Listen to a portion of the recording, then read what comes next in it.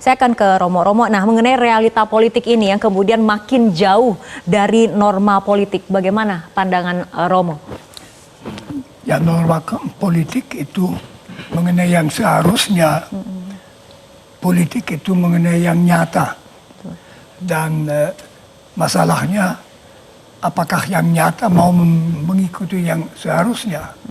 Kalau kita melihat partai-partai, kalau kita bandingkan misalnya partai sekarang dengan partai-partai yang muncul dalam pemilu pertama Republik Indonesia tahun 55. Itu semua partai waktu itu yang punya profil, punya macam orientasi ideologis, ada perbedaan, bisa kerjasama.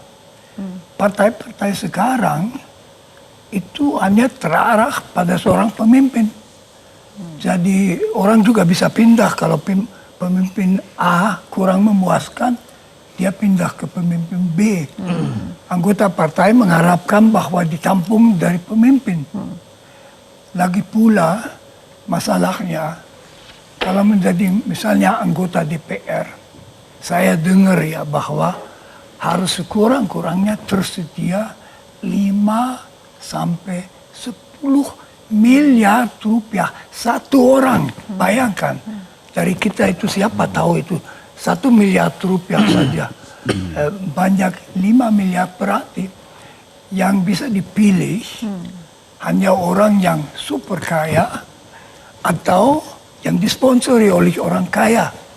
Itu tidak berarti bahwa orang-orang itu semua jelek, itu tidak. Tetapi tentu perhatian mereka, kepentingan mereka itu mengembalikan uang itu.